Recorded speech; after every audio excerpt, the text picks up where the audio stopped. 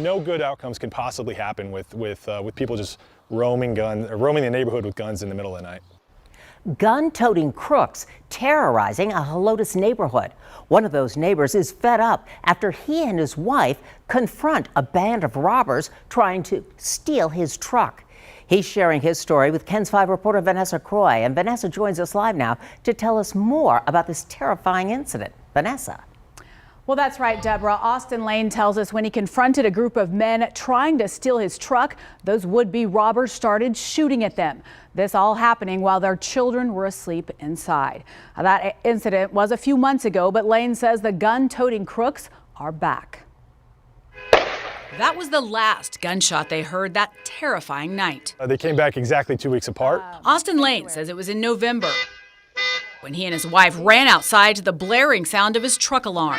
They confront at least 6 people when those would-be robbers start shooting. The ground gets a little darker out there where they laid some new asphalt. They were about right there. It's super dark at night, and thank God they weren't in front of our house. 6 gunshots in 30 seconds captured that night in a neighbor's Ring video. Thankfully, no one was hurt. We found the casings the next morning, and so there was multiple shooters that night for sure. But now, Lane said, those crooks are back. It gives you a lot to worry about. Lane lives in the Sanctuary subdivision of Highway 16 in Helotes. Neighbors, he says, are frustrated with this group roaming their streets in the middle of the night. Another neighbor shared this video happening just last week. In less than a minute, 2 masked gunmen walk into a garage, take what they want, and get away. The family unknowingly asleep inside. You keep hearing about these break-ins and just getting more and more brazen and bold. The threat of violence disrupting these calm streets once again.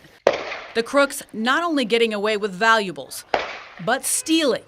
These neighbors, peace of mind. It's crazy that you'd have to talk to your wife about, like, all right, well, what if another shooting occurs? What if a burglary occurs? How do we tactically migrate from our room to our kids' room? That's insane. That's an insane conversation to have in America.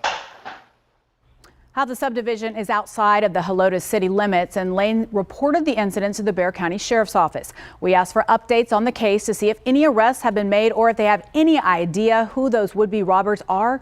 We're still waiting to hear back. Deborah? All right, Vanessa, thank you.